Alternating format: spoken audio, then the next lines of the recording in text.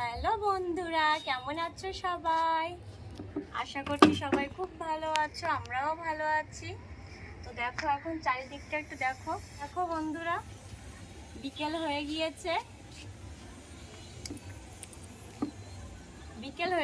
আর আমার জামা কাপড় এইভাবেই স্নান টান করে সিঁড়িতে রেখে দিয়েছিলাম, কারণ যা রোদ দেয়, রোদে মেললে কালার একদিনও থাকবে না।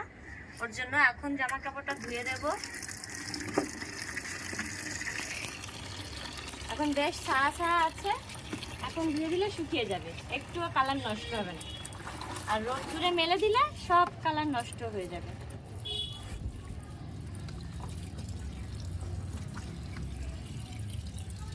ছেলের আর আমার বেশি হয়নি আজকে জামা কাপড়,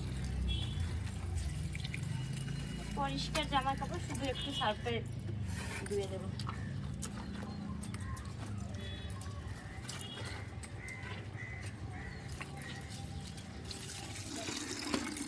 হয়ে গেল, ধুয়ে দিই। এই টাইমটা ছাদে কিন্তু বেশ ভালো লাগে গরমে, ঘরে তো থাকা যায় না, ছাদে বেশ হাওয়া আছে।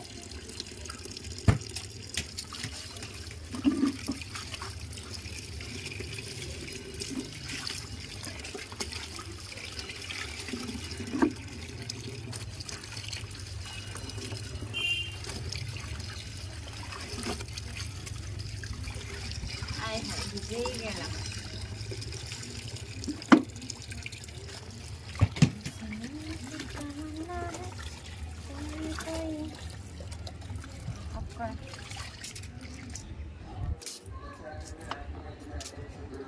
মেলে দিই, কোন সাইড দিয়ে মেলি, ওখান দিয়ে মেলি, তারপরে মেলি।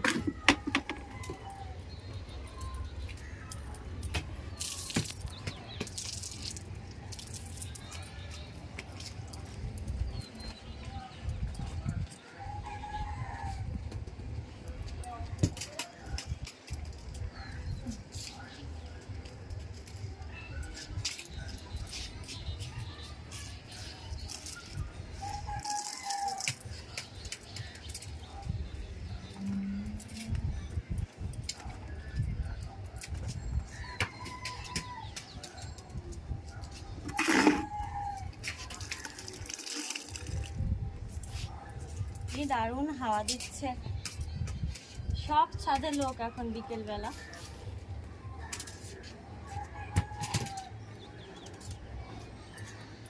এগুলো কি রাত 9টার আগে শুকাবে? রাত ভরে তো জামা কাপড় রাখবো না বাইরে।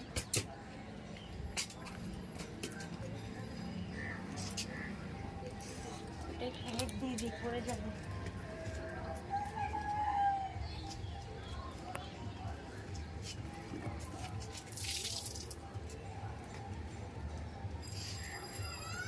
ব্যাস,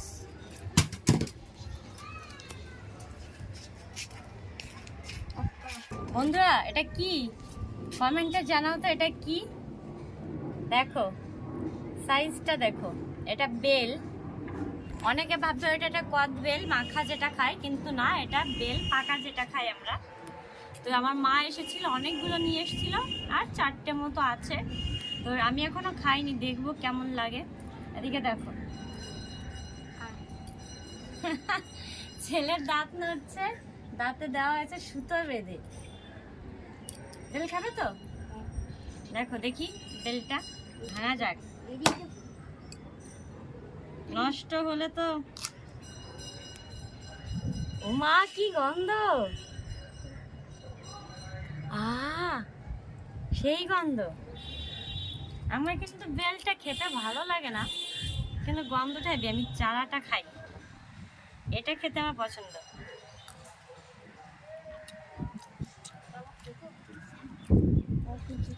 কেন? ওটার মধ্যে দিয়ে খাওয়া যায় না? কেমন?